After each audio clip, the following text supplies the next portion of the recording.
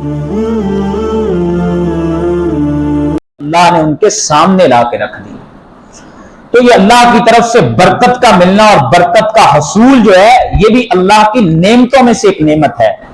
آپ نے بھی دنیا میں دیکھا ہوگا اور ہم بھی دیکھتے ہیں کہ ایک انسان بسا اوقات اس کی آمدن بہت کم ہوتی ہے، ہزاروں میں ہوتی ہے، لیکن اس کے مال میں اللہ کی طرف سے برکت ہوتی ہے. لیکن کچھ لوگ ہوتے ہیں جن کے پاس لاکھوں اور کروڑوں میں آمدن ہوتی ہے، لیکن ان کے مال میں اگر برکت نہ ہو تو وہ کثرت جو ہے وہ فائدہ نہیں دیتی.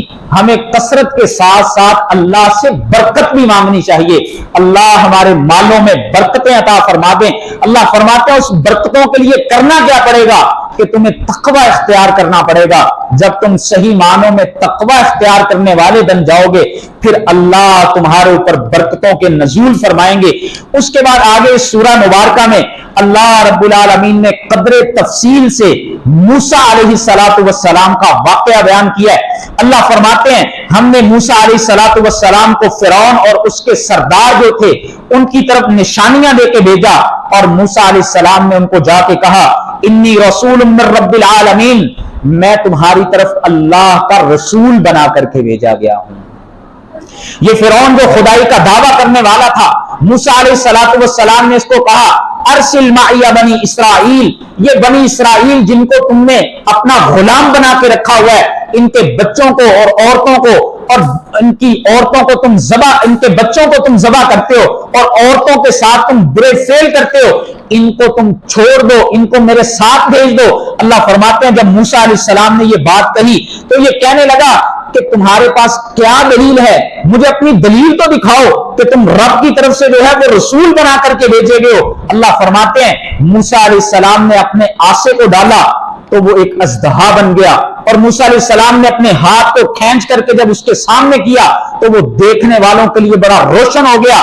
جب اس نے یہ دیکھا تو اپنی قوم کے سرداروں سے کہنے لگا یہ تو مجھے بڑا جادوگر لگتا ہے، یہ تو بہت بڑا جادوگر ہے، اور کہنے لگا کہ اس کا ارادہ یہ ہے کہ یہ تمہیں اس شہر سے نکال دے. تم کیا کہتے ہو اس کے متعلق، کیا کرنا چاہیے؟ یہ ہمیں اس شہر سے نکال کے یہاں پہ اصل میں بادشاہت کرنا چاہتا ہے. تو یہ اس کے سردار اکٹھے ہو کے اس کو مشورہ دیتے ہیں کہ تم سارے جادوگروں کو اکٹھا کرو، ہم اس کے ساتھ اپنے جادوگروں کا مقابلہ کرواتے ہیں. اللہ فرماتے ہیں جب اس نے علاقے کے بڑے بڑے جادوگروں کو اکٹھا کر لیا تو وہ جادوگر اس کو کہنے لگے کہ اگر ہم غالب آ گئے تو ہمارے لیے کیا انعام اور اکرام ہوگا. اس نے کہا اگر تم غالب آ گئے تو تم میرے مقربین میں سے ہو جاؤ گے، بڑے خاص لوگوں میں سے میں تمہیں شامل کر لوں گا. اللہ فرماتے ہیں اس کے بعد جب موسیٰ علیہ السلام کا ان سے مقابلہ ہوا تو موسیٰ کو کہنے لگے کہ آپ ڈالیے سب سے پہلے. موسیٰ علیہ السلام نے کہا نہیں تم پہلے ڈالو. اللہ فرماتے ہیں جب انہوں نے اپنی رسیوں کو ڈالا تو لوگوں کی آنکھوں کے اوپر جادو ہو گیا. انہوں نے لوگوں کی آنکھوں کے اوپر جادو کر دیا اور وہ رسیاں لوگوں کو ایسے محسوس ہونے لگی جیسے وہ سانپ ہے. وَاسْتَرْهَبُوهُمْ، لوگ ان کو دیکھ کر کے ڈر گئے. اللہ فرماتے ہیں ہم نے موسیٰ علیہ السلام کی طرف وحی کی اے موسیٰ علیہ السلام آپ ڈریے مت، آپ کے ہاتھ میں جو عصا ہے آپ اس کو ڈالیے. موسیٰ علیہ السلام نے جب اس کو ڈالا اللہ فرماتے ہیں وہ ان سب کے اوپر غالب آ گیا اور جادوگروں کا معاملہ وہاں پر چھوٹا ہو گیا اور وہ جادوگر موسیٰ علیہ السلام کے اس معاملے کو دیکھ کے سجدے میں پڑ گئے. انہوں نے دیکھا کہ یہ جادو نہیں ہو سکتا، ہم سے بڑا تو کوئی جادوگر ہے نہیں، یہ موسیٰ علیہ السلام کے ساتھ کوئی اللہ کی طرف سے مدد ہے. وہ سارے کے سارے سجدے میں ڈال دیے گئے، کہنے لگے آمنا برب العالمین رب موسیٰ و ہارون، ہم تو تمام جہانوں کے رب جو موسیٰ اور ہارون کا رب ہے اس پر ایمان لانے والے ہیں.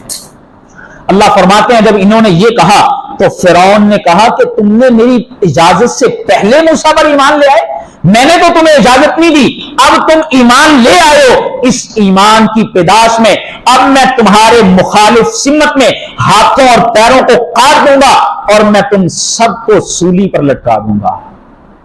इसने जब अपना हरबा इस्तेमाल किया कि मैं इनको ये धमकी देता हूं शायद ये ईमान की नेमत को छोड़ दें, लेकिन जब वो हकीकत के दिल के साथ ईमान को तस्लीम कर चुके थे तो वो कहने लगे कि अब हम ईमान को तस्लीम कर चुके हैं, उसे हम छोड़ने वाले नहीं। अल्लाह से ये दुआ करते हैं, रब्बना अफ्रिग अलैना सब्रन व तवफ्फना मुस्लिमीन, अल्लाह तू हमें अब इसकी जो आजमाइशें, इसकी तरफ से आने वाली जो तकलीफें हैं, अल्लाह तू उनमें हमें सब्र अता फरमाना और तू हमें मुसलमानों के साथ फौत करना। कुरान मजीद की इन आयात में मुफस्सिरीन ने लिखा है कि आजमाइश के वक्त अगर पहले तो इंसान को अल्लाह से यही दुआ करनी चाहिए कि अल्लाह हम बड़े कमजोर हैं, हमें आप आजमाइशों से महफूज रखिएगा।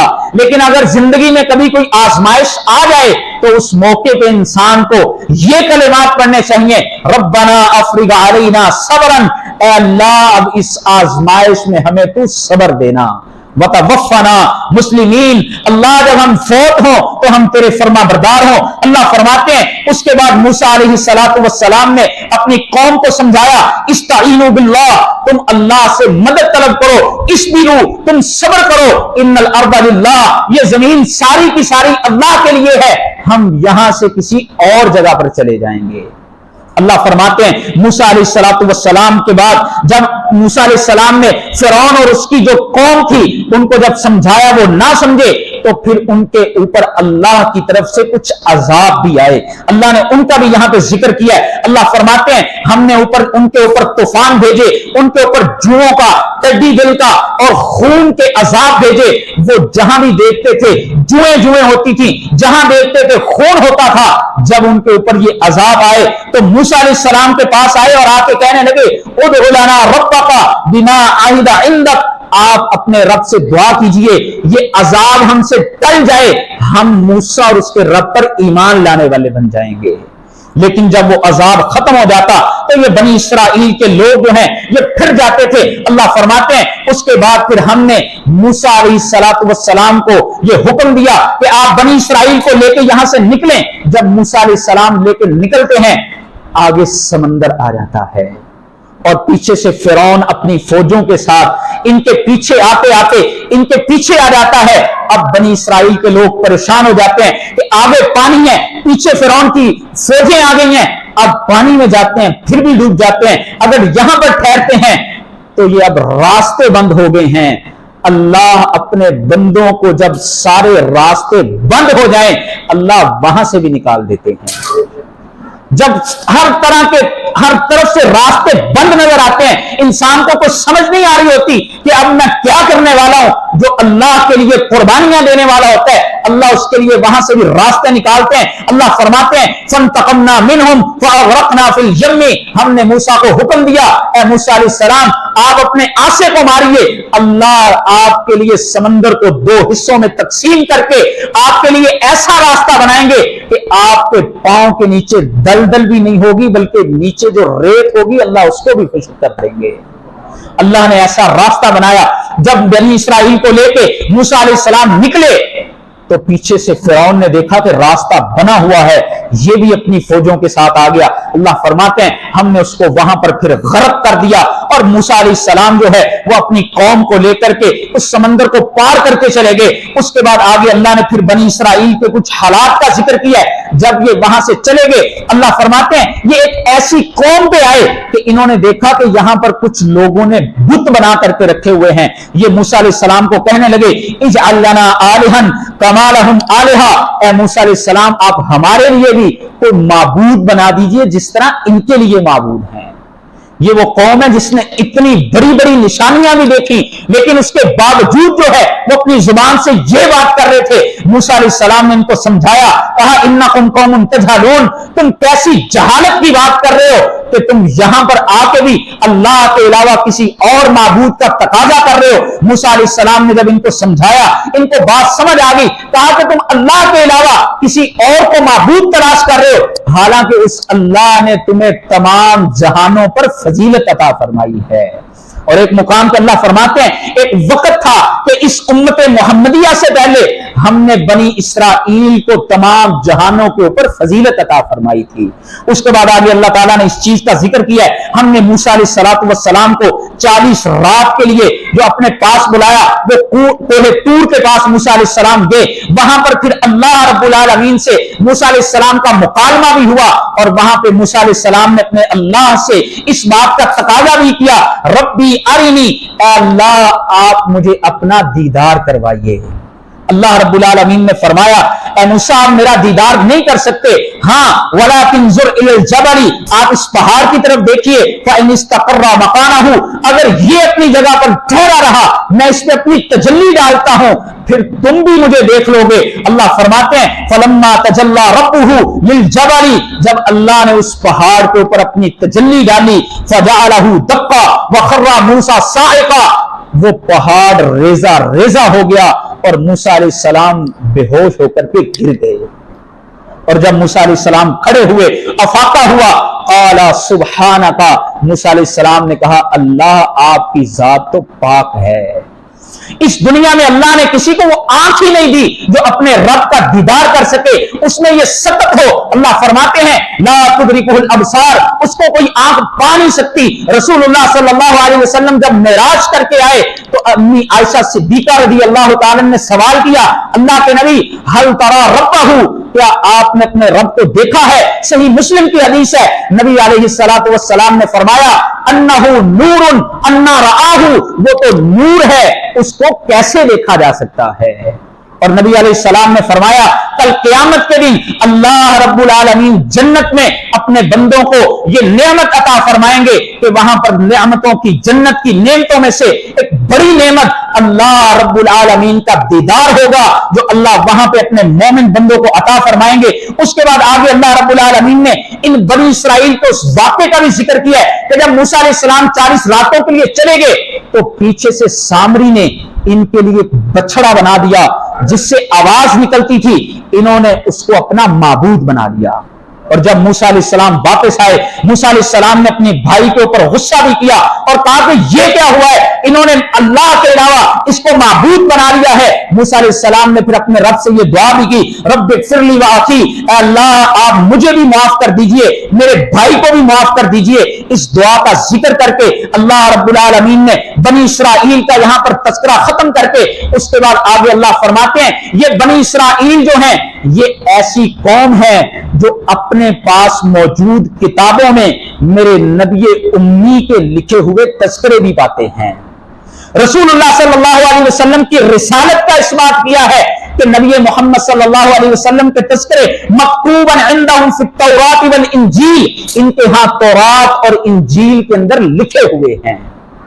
ये अल्लाह रब्बुल आलमीन का कुरान मजीद में दावा है और कुरान मजीद की हिफाजत का जो अल्लाह ने जिम्मा लिया है उसके मानी सिर्फ ये नहीं कि अल्लाह ने कुरान के टेक्स्ट की हिफाजत का जिम्मा लिया है, बल्कि मैं इसको ऐसे समझता हूं कि अल्लाह ने कुरान के मानी, मफाहीम और दावी की हिफाजत का भी जिम्मा लिया है।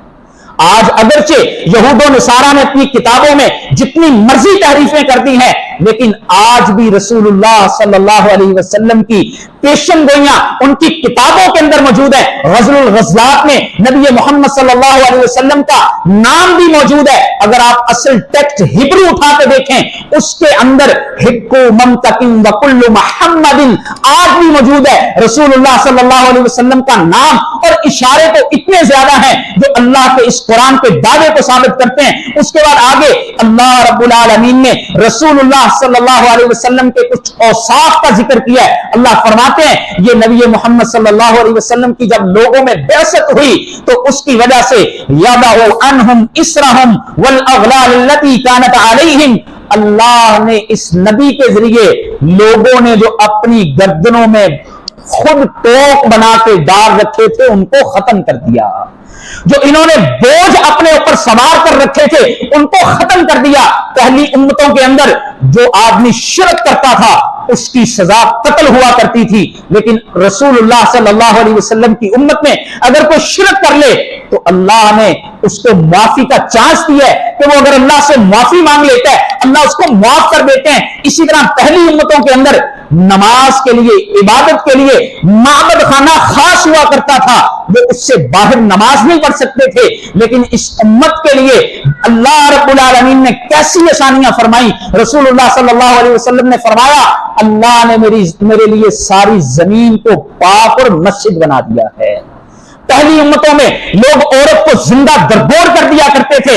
یہودی ایام مخصوصہ میں عورتوں کو اپنے گھروں سے نکال دیا کرتے تھے, لیکن اس شریعت نے جو ہے وہ بیٹی کو رحمت قرار دیا, بیوی کو ایمان کی تکمیل کا ذریعہ قرار دیا, اور ماں کے قدموں میں جنت کا تصور دے دیا. یہ وہ بوجھ تھے جو لوگوں نے اس شریعت سے پہلے اپنے اوپر ڈال رکھے تھے. اللہ رب العالمین نے اس کا ذکر کر کے اس کے بعد رسول اللہ صلی اللہ علیہ وسلم کی رسالت عامہ کا تذکرہ کیا ہے. اللہ فرماتے ہیں, اے نبی محمد صلی اللہ علیہ وسلم, آپ اعلان کر دیجئے, یا ایھا الناس انی رسول اللہ الیکم جمیعا, میں تم سب کی طرف اللہ کا رسول بنا کے بھیجا گیا ہوں. وہ عرب ہوں, عجم ہوں, وہ کالے ہوں, گورے ہوں, وہ کسی بھی جگہ پہ رہنے والے ہوں, کیونکہ پہلی امتیں, پہلے ادیان جو ہوا کرتے تھے وہ یونیورسل ریلیجن نہیں ہوا کرتے تھے. اللہ نے اسلام کو یونیورسل ریلیجن بنا کے بھیجا ہے, اور رہتی دنیا تک کے لیے یہ اللہ نے دین بنا کے بھیجا ہے. اس کا تذکرہ کر کے آگے اللہ رب العالمین نے اصحاب سبت کا تذکرہ کیا ہے کہ یہود کے کچھ لوگ تھے جن کو اللہ رب العالمین نے ہفتے کے دن مچھلی پکڑنے سے منع کیا, اور ہفتے کے دن مچھلی بہت زیادہ آیا کرتی تھی. انہوں نے اللہ رب العالمین کو داؤ لگانے کی کوشش کی. وہ کس انداز سے کہ ہم جمعے کے دن جو ہے وہ جال لگا دیتے ہیں, ہفتے کو کوئی کام نہیں کرتے, اتوار کو آ کے ان کو پکڑ لیا کریں گے. ہم نے تو ہفتے والے دن مچھلی نہیں پکڑی. اللہ فرماتے ہیں, جب بنی اسرائیل نے سبت کے دن کے بارے میں اللہ کے حکم کو توڑا تو پھر اللہ کا عذاب جب آیا تو بنی اسرائیل اس وقت 3 حصوں میں تھے. ایک گروہ وہ تھا جو خود شریک تھا اس کام کے اندر, اور ایک گروہ وہ تھا جو کہتا تھا ہمیں کیا لگے, یہ برا کام کرتے ہیں نا, کوئی بات نہیں ہے. لیکن ایک گروہ ان میں سے ایسا تھا جو ان کو روکنے والا تھا, لیکن جب اللہ کا عذاب آتا ہے تو پھر اس عذاب میں اچھے اور برے سب لوگ جو ہیں وہ اس کے شریک ہو جایا کرتے ہیں. اس کے بعد آگے اللہ رب العالمین نے ایک عہد کا تذکرہ کیا ہے جو اللہ نے مجھے اور آپ تمام انسانیت سے عالم ارواح کے اندر لیا تھا. جب اللہ نے انسانوں کی ارواح کو پیدا کیا تو اس وقت اللہ نے ایک عہد لیا تھا. اللہ فرماتے ہیں, وَإِذْ أَخَذَ رَبُّكَ مِن بَنِي آدَمَ مِن ظُهُورِهِمْ ذُرِّيَّتَهُمْ وَأَشْهَدَهُمْ عَلَىٰ أَنفُسِهِمْ أَلَسْتُ بِرَبِّكُمْ. اللہ نے اس وقت سب سے پوچھا تھا, بتاؤ کیا میں تمہارا رب ہوں کہ نہیں. اللہ فرماتے ہیں وہاں پہ سب نے کہا تھا, قالوا بلا شہیدنا, اے اللہ کیوں نہیں, ہم اس بات کی گواہی دیتے ہیں کہ آپ ہمارے رب ہیں.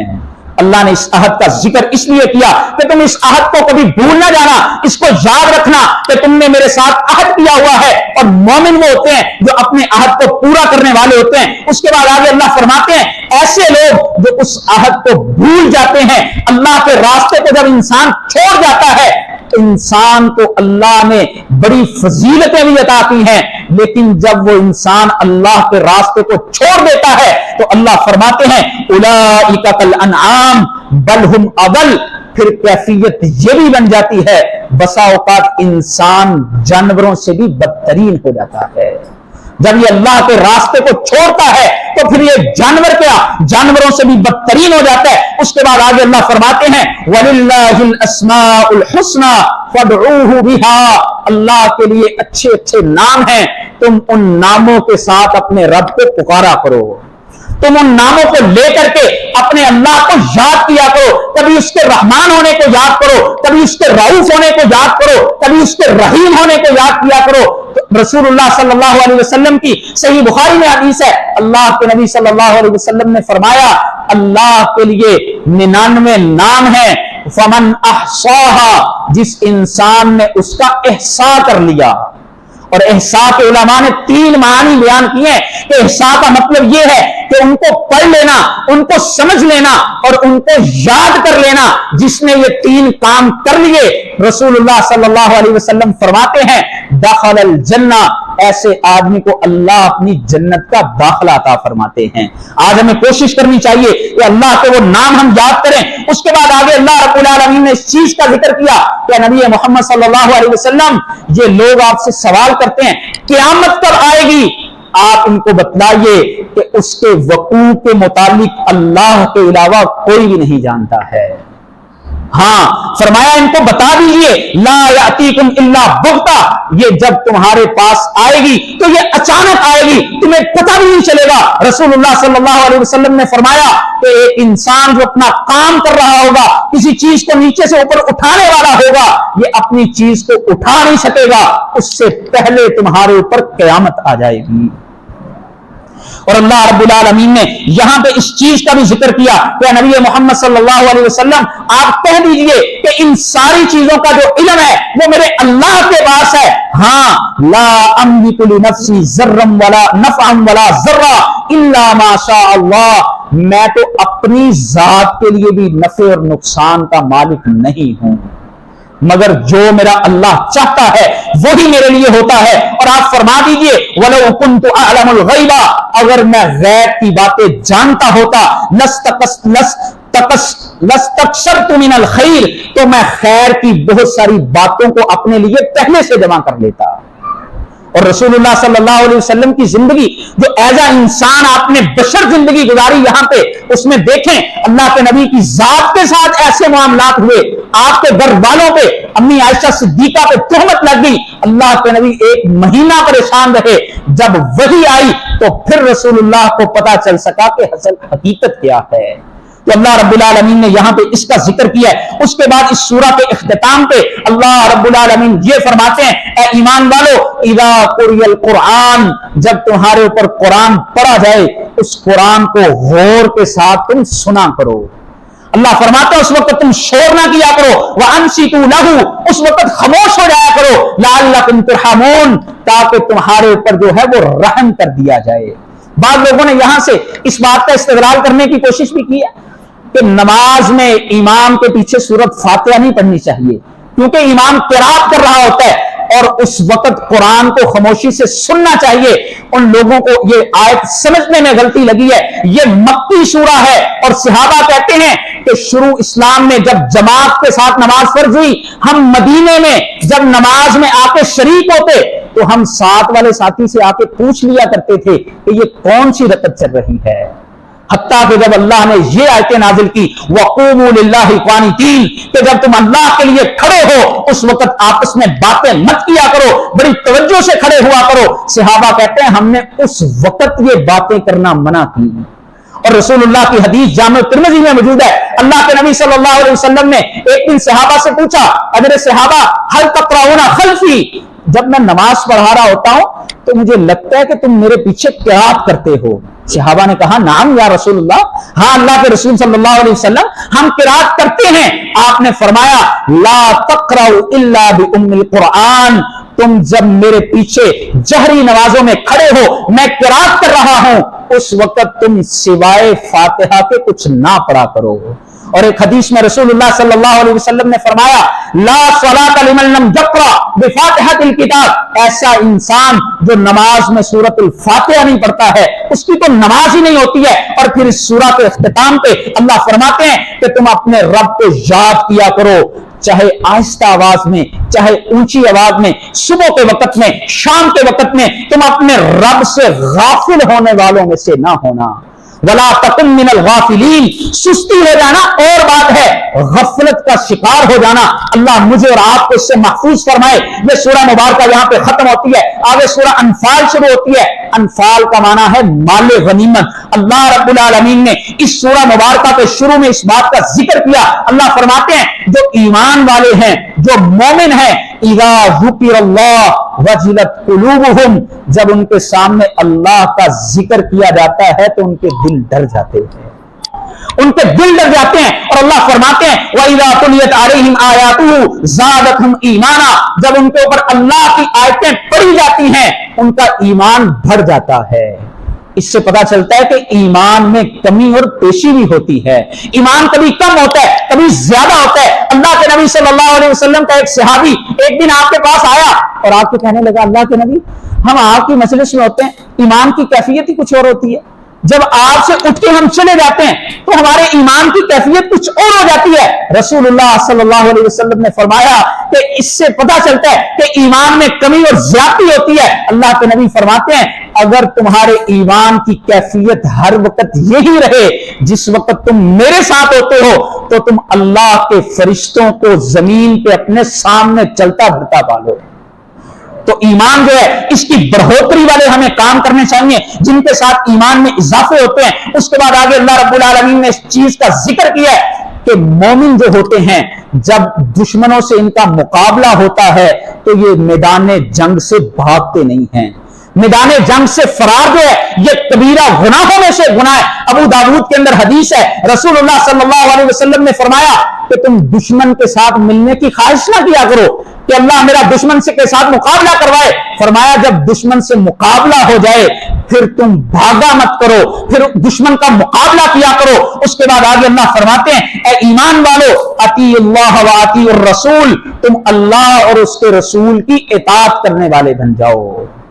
और रसूलुल्लाह सल्लल्लाहु अलैहि वसल्लम ने फरमाया, मन आमिला अमलन लैसा अलैहि अमरुना फहुवा रद्दुन, किसी इंसान ने कोई ऐसा अमल किया जिसके ऊपर हमारी मोहर नहीं है, रसूलुल्लाह सल्लल्लाहु अलैहि वसल्लम फरमाते हैं वो अमल रद्द कर दिया जाएगा, अल्लाह के यहां वो अमल कबूल नहीं किया जाएगा। उलमा ने दो हदीसों को एक को दलील बुरहान बातनी कहा है और एक को दलील ज़ाहरी कहा है।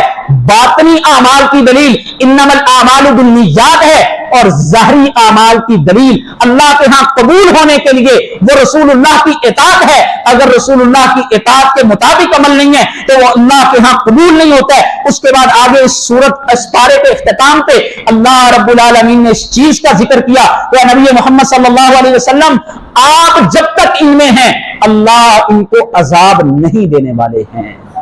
और उसके बाद फरमाया, वमा कान अल्लाहु मुअद्दिबहुम व हुम यस्तगफिरून, अल्लाह की जात ऐसी भी नहीं है कि ये अल्लाह से बख्शिश मांगे और अल्लाह इनको अजाब दें। फरमाया जो कौमें अल्लाह से माफी मांगा करती हैं उनको अल्लाह अजाब नहीं दिया करते। आज मुझे और आपको भी अल्लाह ने ये रमजान दिया है और ये इसीलिए है कि हम अपनी जिंदगी के गुनाहों की अल्लाह से माफियां मांग लें। यही रमजान का मकसूद है। रसूलुल्लाह सल्लल्लाहु अलैहि वसल्लम ने उस शख्स को बड़ा बदबख्त कहा कि जिसको अल्लाह ने रमजान दिया और वो अपने गुनाह माफ ना करवा सका। आइए आज इस रमजान से फायदा उठाते हुए अपने अल्लाह के यहां गिड़गिड़ा के अपने गुनाहों की माफियां मांगे। अल्लाह मुझे और आपको ज़ाहरी और बातनी हर तरह के गुनाहों से पाक फरमा दे। व आखिरु दावाना अल्हम्दुलिल्लाह।